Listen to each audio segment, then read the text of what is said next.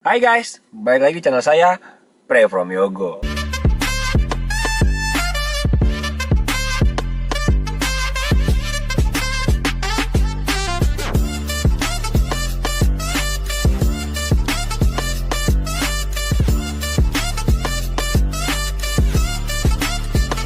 Hari ini kita off dulu guys. Hari ini gue off dulu.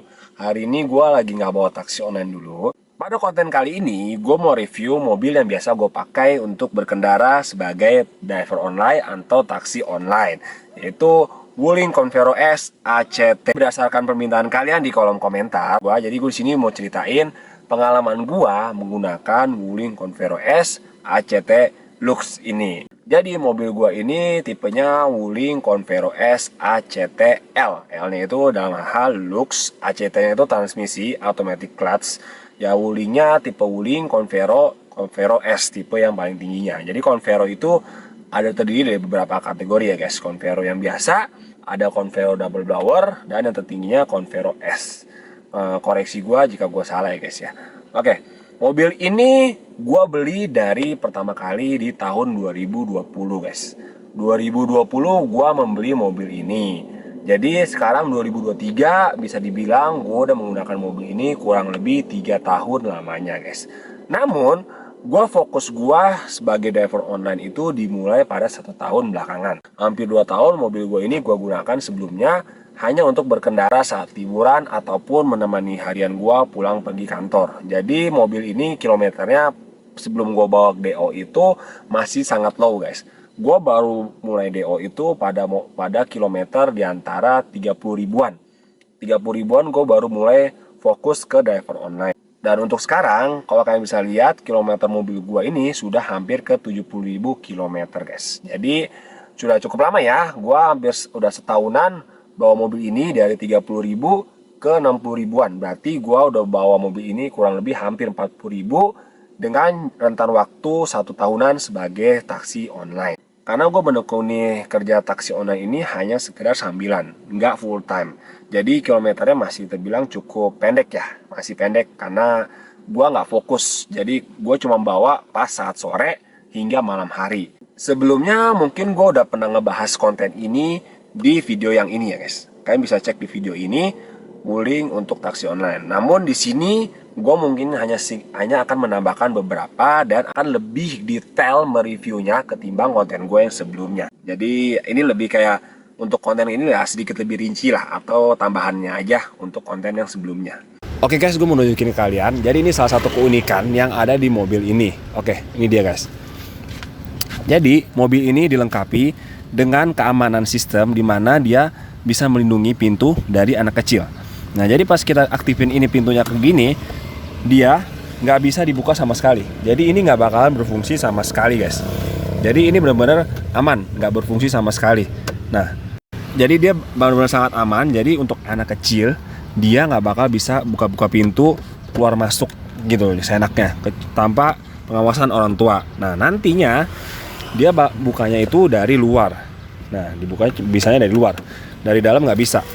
Intinya fungsi dari ini supaya mencegah dari anak-anak biar nggak buka-buka pintu sembarangan. Oke guys, keunikan berikutnya dari mobil ini yang jarang dipunyai sama mobil MPV lainnya, yaitu kalian bisa lihat di sini. Ini bangkunya guys. Bangkunya sudah captain seat ya kan, seperti kalian lihat di video-video gua, bangkunya captain seat, bakal dia bisa begini tuh.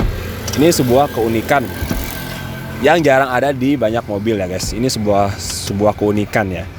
Keunikan tersendiri yang ada pada mobil ini. Ini udah captain seat ya guys. Ya jadi captain seat ini sebenarnya sih di beberapa mobil MPV sudah tersedia ya guys ya.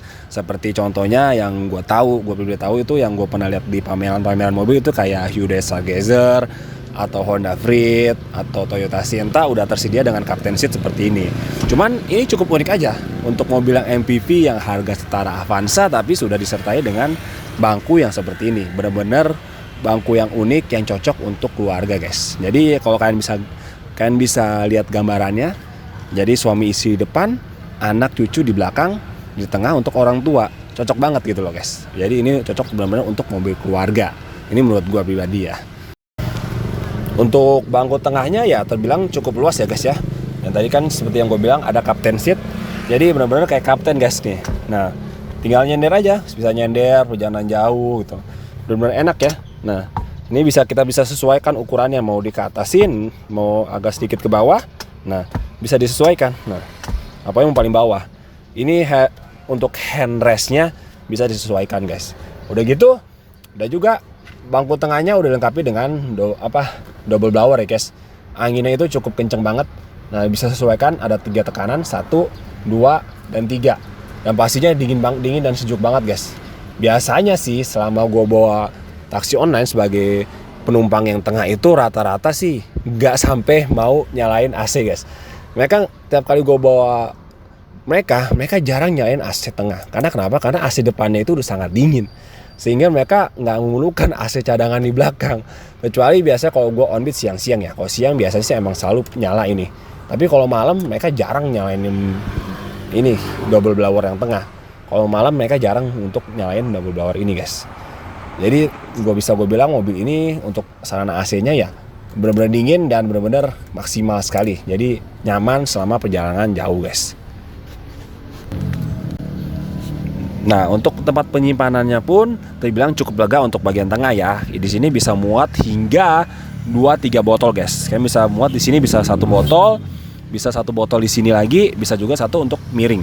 Jadi bisa muat 3 botol kalau kalian bisa lihat ya. Cukup lega untuk penyimpanan di pintu bagian tengahnya guys. Bangku belakangnya ini bangku belakangnya sungguh sangat lega guys. Kalian bisa lihat nih, kaki gue pun bisa ngangkang begini guys. Nih, gue tunjukin ya. Nih, tuh. Gue pun yang segede ini duduk di belakang pun tuh nggak terlalu rapat guys. Gue bisa dengan luasanya duduk ngangkang begini guys. Nah, untuk cowok itu benar-benar untuk orang dewasa cocok banget duduk di bangku belakang guys. Dan berikutnya nih guys, kalian bisa lihat nih kepala gue tingginya itu 1,82 guys, 182 cm tinggi gue. Tapi kalian bisa lihat ini, gue pun nggak mentok guys, gue nggak mentok di bangku belakang. Biasanya kalau bangku belakang itu untuk yang belakangnya itu biasanya mentok ya, karena emang posisi belakang itu rata-rata diisi untuk anak-anak. Biasanya kalau untuk mobil keluarga, bangku belakang itu biasa diisi dengan anak-anak yang mana ukurannya lebih kecil dibanding orang dewasa. Tapi untuk mobil ini, belakang pun bisa diisi dengan 3 orang dewasa guys. Ya misalnya ini benar-benar mobil keluarga banget guys. Nah, enak banget. Dan juga dia ada headrest. Headrestnya bisa ditinggiin, bisa dipendekin. Headrestnya bisa digedein, bisa ditinggiin guys. Ini kan tinggal atur aja dan benar-benar nyendernya nyantai banget guys. Duduk untuk perjalanan panjang pun bangku belakang itu benar-benar enak. Bahkan kalau gue boleh jujur, gue pernah tidur di sini guys, tidur di belakang. Pernah tidur waktu itu, gue pernah sempet tiduran di sini karena capek. Gue pikir daripada duduk di depan, gue mau coba cari tempat tiduran, ya gue tidur di sini. Enak kok. Terus di lain hal untuk bangku belakang ini, dia ada tempat senderan ini guys. Ada tempat senderan buat tangan ya. Ini buat taruh cemilan atau enggak mungkin kalau kalian mau pegangan di sini atau mau taruh HP. Nah, kalian bisa kayak taruh HP gue di sini nih. Nih kalian bisa lihat tuh. Bisa taruh HP di sini atau kalian buat santai atau taruh cemilan. Nah, dan juga yang berikutnya, yang uniknya, nih kalian bisa lihat di sini guys. Nih. Nah, yang uniknya guys yang berikutnya, di sini di bangku belakang tuh disediakan tempat buat charger handphone. Jadi ada USB di sini, bisa kalian cocok sambungkan ke HP, ke berbagai jenis HP yang kalian punya. Ini udah port buat ngecas guys. Cuman ya kalau mood gua saranin nggak perlu ngecas di sini ya guys ya. Jangan ngecas di mobil karena apa? Pertama bisa mengurangi daya aki kalian, dan yang kedua koneksi yang dari mobil ini nggak terlalu besar guys. Paling maksimal hanya di 1 ampere. Jadi kalian kalau untuk ngecas HP untuk penuh itu membutuhkan waktu yang tidak sebentar, butuh waktu yang lama untuk ngecas HP sampai full. Tapi bisa untuk jadi sebagai acuan untuk pengisian HP darurat ya. Jadi kalau misalnya kita lagi di jalan jauh dan butuh tempat cas darurat ya, kita bisa gunakan ini gitu.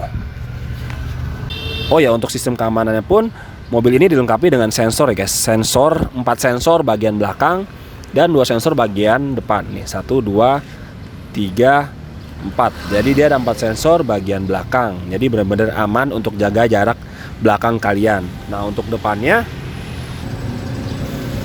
Nah, untuk depannya pun dilengkapi dengan 2 sensor di bagian sisi kanan depan dan sisi kiri depan. Jadi kalau ditotal-totalin, mobil Wuling ini mempunyai 6 sensor ya guys, 6 sensor keamanan. Oh ya, dan juga mobil ini dilengkapi dengan kamera belakang ya guys ya, kamera belakang yang dimana untuk melihat posisi pada bagian belakang mobil. Ini berguna sekali saat kita mau mundur ya.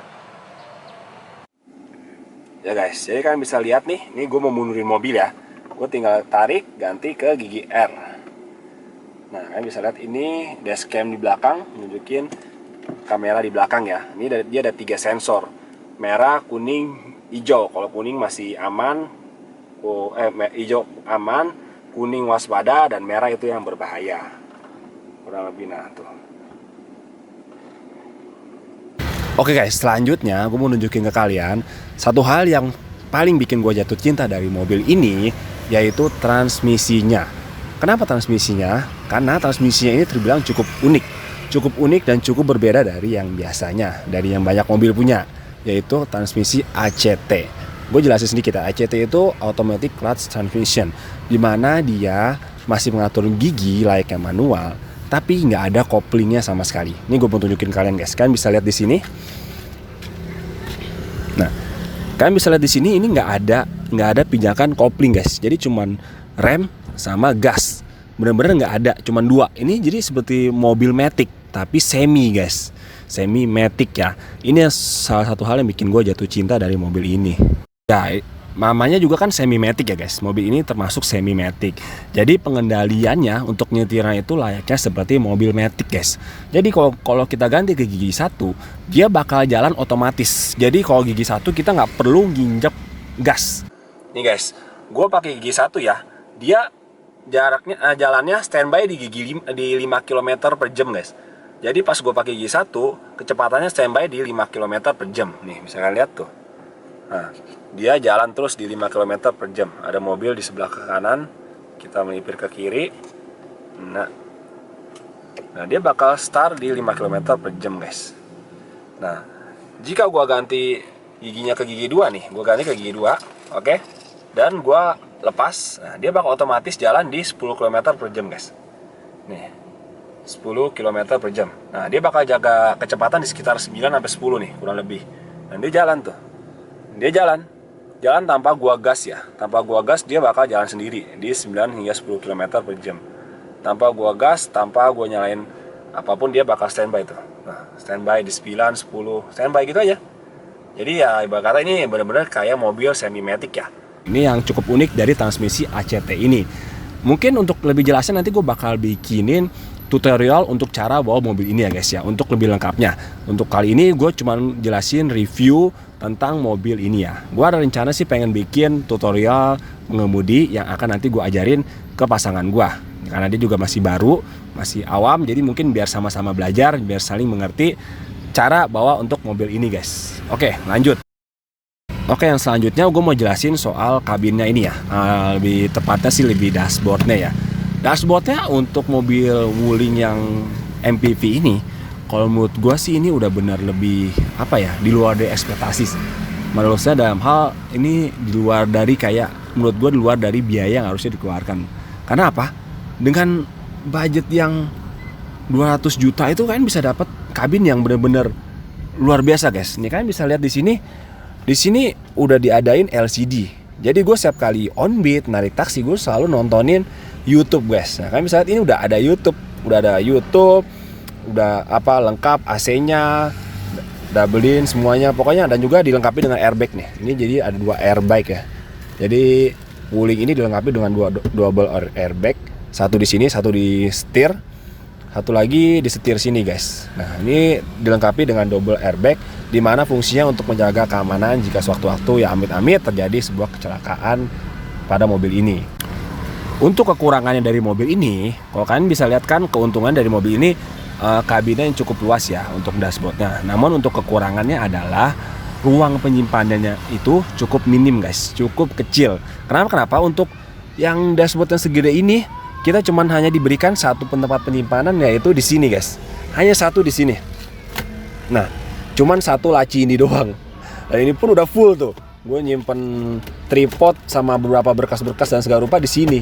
Dan hanya cuma disimpan satu, sisanya di mana? Sisanya ya paling di sekitaran mobil aja. Sisanya di sini nih, gue taruh di sini atau enggak di pinggir-pinggir di pinggir-pinggir pintu, sisa-sisanya. Kalau enggak ya paling di sini nih tempat buat taruh botol minum, kopi, di sini ataupun di sisi pintu yang satu lagi. Jadi tempat buat penyimpannya kalau menurut gua untuk mobil wuling ini cukup kecil ya. Cukup untuk ukuran mobil yang segede ini penyimpanan cukup minim. Wah, itu yang mungkin jadi nilai kurangnya dari mobil ini kalau menurut gua sih ya. Ini menurut opini gua pribadi. Kalau kalian punya penilaian sendiri ya coba diskusi di kolom komentar ya. Oke, lanjut. Oke guys, untuk kekurangan selanjutnya kalau menurut gua pribadi ya, kekurangan selanjutnya daripada mobil ini adalah tempat untuk penyimpanannya yang cukup kecil guys. Penyimpanannya kan tadi di depan gue tunjukin, ini di belakang. Kalau untuk di belakang ini tempat penyimpanannya nih, kalau misalnya kita naruh barang kayak di belakang ini, itu cuman bisa nyimpan sedikit guys. Nih, gue kasih contoh ya. Ini kalau gue lipat nih, kalau nggak lipat maksudnya kalau dibalikin seperti normal, tempat penyimpanannya kecil guys. Nah, kadang kalau gue suka bawa customer yang ke bandara, yang dia mau bawa koper, itu nggak bisa muat di sini. Koper paling hanya koper-koper kecil, guys. Nah, kalau mereka bawa koper-koper gede, mau nggak mau, gue harus ngelipat ini, guys. Nah, harus ngelipat ini. Jadi, kalau menurut gue ini, gue pikir kan dengan mobil yang panjang lebar, bagasinya akan cukup gede ya. Ternyata bagasinya tetap butuh ruang lagi tambahan. Seperti ini, jadi mesti dilipat. Dan kalau dilipat pun, ini juga mempengaruhi bangku yang tengah guys, karena dia sistem lipatnya itu ke depan seperti ini. Beda dengan Alphard ya. Kalau Alphard dan lain-lain kan sistem lipatnya kan ke kanan gini ya. Nah itu dia nggak ngeganggu bangku tengah. Kalau ini Wuling sistem lipatnya itu ke depan guys. Nah jadi kalau misalnya bangku depannya ini, bangku depannya ini terlalu ke belakang, gue nggak bisa ngelipat ini guys. Ini nggak bisa dilipat kalau misalnya dia terlalu nyender. Nah hasil kalau mau ngelipat ini, bangku tengah itu harus tegak gitu, harus tegak guys. Nah kalau seperti ini kan agak nyender ke belakang nih, agak nyender ke belakang ini, gue nggak bisa ngelipat bangku gue ke sini tuh nggak bisa, bakal mentok ini. Kalian bisa lihat ini bakal mentok. Nah makanya ini yang jadi nilai negatifnya dari mobil ini. Dia bangku belakangnya itu untuk ngelipatnya itu mesti menegakkan bangku yang tengah. Alhasil kalau kita bawa barang banyak nih, kalau gue bawa barang banyak, misalnya gue bawa koper dus segala rupa, bangku tengah itu duduknya bakal tegak guys, nggak bakal bisa duduk nyantai gitu, duduknya bakal agak tegak. Kalau menurut gue ini versi kekurangannya dari mobil Wuling Convero S. Selanjutnya untuk takaran bensin ya guys ya. Untuk takaran bensin mobil ini, gue udah melakukan beberapa tes review. Gue udah melakukan tes menggunakan bensin Pertalite dan Pertamax. Pertalite RON 90 dan RON 92. Jadi gue udah menggunakan dua tipe bensin seperti ini. Untuk RON 90 ya kalian tahu gue pakai menggunakan Pertalite. Untuk RON 92 gue udah menggunakan berbagai merek mulai dari Shell, Pertamax hingga BP. Hingga akhirnya gue memutuskan untuk fokus bensin gue di BP. Untuk penggunaan bensin RON 90, mobil ini hanya bisa menempuh jarak 9 hingga 10 km per 1 liternya guys. Jadi cukup boros ya untuk menggunakan bensin RON 90. Ditambah untuk penggunaannya di mobil ini, gue rasa saran dari gue sih jangan ya pakai RON 90 kecuali kalian terpaksa kepepet. Karena apa? Bawaannya jadi mobil ini tarikannya jadi nggak enak guys. Tarikannya pertama nggak enak dan tenaganya nggak luasa. Jadi dia banyak sering menggelitik dan untuk tanjakan itu mobilnya jadi nggak kuat. Jadi kayak lebih memaksa gitu loh kalau gue pakai RON 90. Selanjutnya ketika gue menggunakan RON 92, untuk RON 92 mobil ini justru daya tempuhnya jadi lebih besar. Nah untuk RON 92 mobil ini bisa menempuh jarak hingga 13 kilo dalam kota per 1 liternya. Tadi 10 kilo per liter dalam kota untuk RON 90, ini RON 92 13 km per 1 liter. Itu dia untuk penjelasan bensinnya. Dan lagi pula kalau boleh ngomong kasarnya, maksudnya ya mobil ini kan cc-nya gede. Ditambah kan emang ya untuk RON 90 itu kan istilahnya ya disubsidi ya guys ya. Jadi ya kalau kita mampu beli mobil yang tipe seperti ini, kenapa kita masih menggunakan ron bensin yang masih disubsidi pemerintah? Gitu aja sih guys kalau menurut gua. Namun semua itu ya balik lagi ke kalian masing-masing ya. Karena kalau gua pribadi gue cocoknya di RON 92. Kalau kalian memang cocoknya dan mampunya di RON 90 ya kenapa enggak? Ya, tapi tetap bagi gue nyaranin pikir ke depannya guys. Pikir ke masa depan nanti untuk biar keawetan mesin cocoknya sih ya mobil dipakainya di RON 92 ya ketimbang RON 90. Selanjutnya untuk part-part yang udah gue ganti di mobil ini apa aja? Selama 3 tahun berkendara menggunakan mobil ini, part-part yang gue udah ganti yang bisa gue sebutkan adalah yang pertama, itu waktu itu gue sempat mengganti lower arms guys. Lower armsnya itu terjadi insiden di mana lower arms mobil gue itu agak sedikit bengkok. Itu karena gue teledor, gue membawa banyak penumpang dengan kecepatan yang besar dan memaksakan jalanan rusak. Nah, itu waktu itu sempat kepentok jalan rusak. Waktu itu gue lupa kepentok apa. Jadi intinya bon lower arms bagian sisi kiri gue itu bengkok, sehingga gue mesti menggantikan lower armsnya untuk yang baru. Mesti gantikan lower arms yang baru. Waktu itu gue gantinya sih di bengkel yang bukan bengkel resmi ya. Waktu itu gue gantinya bukan di bengkel resmi. Nah, untuk lebih lengkapnya kalian bisa cek di konten gue yang ini.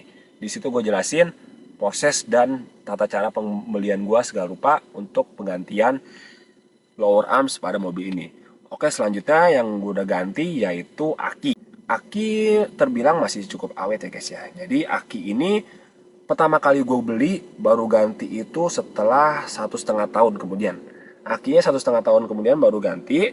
Nah pas gue fokus jadi driver online itu 9 bulan 9 bulan langsung ganti.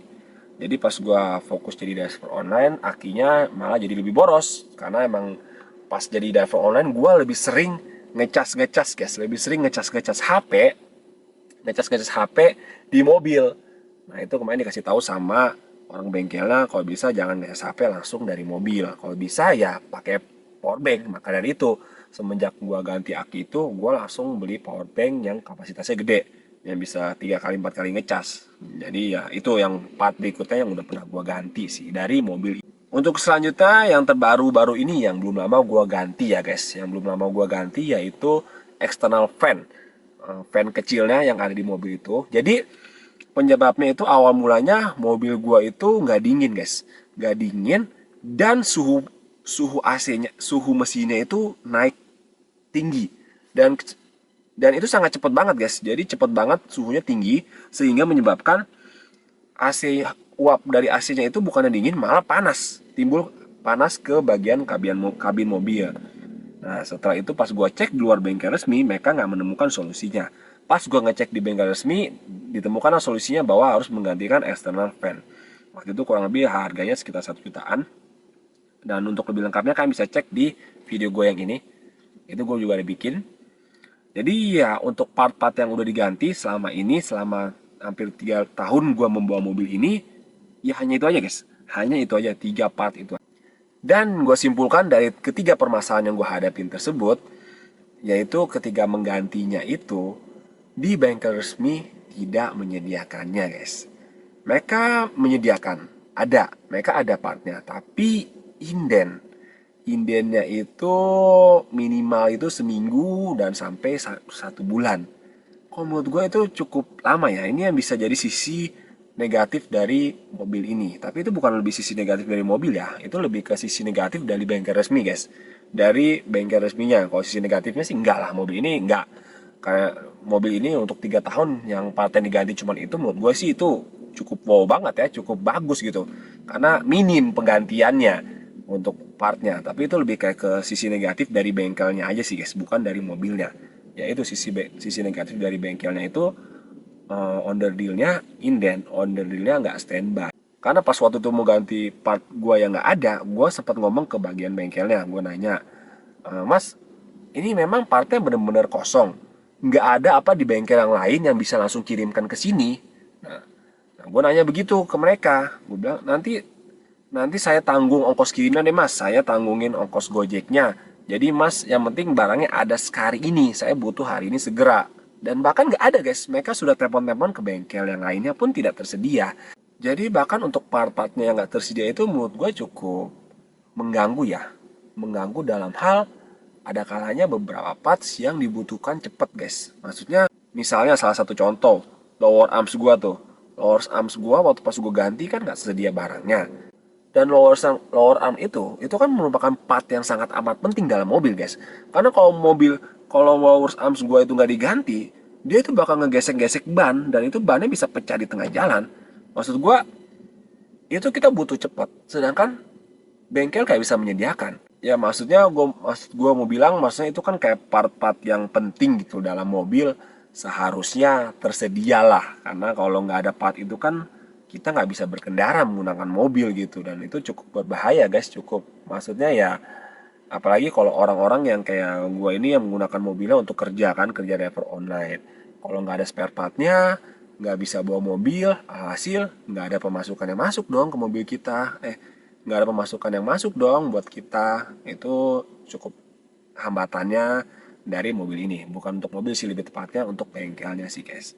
Jadi ya gua rasa itu aja sih guys ya review dari gua untuk pemakaian Wuling Convero S ACT Lux ini selama kurang lebih 3 tahun lamanya. Dan overall kalau menurut gua mobil ini cukup bandel ya guys, cukup bandel dan cukup efektif. Karena ya untuk 3 tahun partnya itu yang diganti masih terbilang cukup sedikit ya guys, nggak terlalu besar dan nggak terlalu menguras kantong ya. Akhir cerita biar kalian yang bisa menilai sendiri bagaimana mobil ini. Untuk lebih lengkapnya kalian bisa mengunjungi pameran-pameran untuk mobil Wuling terdekat ya. Kalian bisa cek sendiri unitnya seperti apa. Gua hanya berbagi pengalaman gua berdasarkan penggunaan gua pribadi. Jadi ini opini pribadi gua selama gua memakai mobil ini ya guys ya. Untuk lebih lengkapnya gua serahkan balik lagi ke kalian. Mau menggunakan mobil ini atau kalian mau memilih merek brand yang lainnya. Semua balik lagi ke kalian ya. Ini hanya review pribadi gua, pengamatan gua sebagai orang yang amatir di dunia otomotif namun menikmati mobil ini secara keseluruhan. Gua rasa itu aja sih ya guys untuk konten kali ini. Jika kalian suka dengan konten-konten seperti ini, jangan lupa klik tombol like, subscribe channel gua, nyalakan lonceng notifikasi supaya kalian tidak ketinggalan update gua selanjutnya. Feel free buat bertanya-tanya di kolom komentar untuk mengenai unit ini atau apapun juga nanti gua bisa bantu jawab sebisa gua ya. Dan sampai jumpa di video selanjutnya. Bye bye.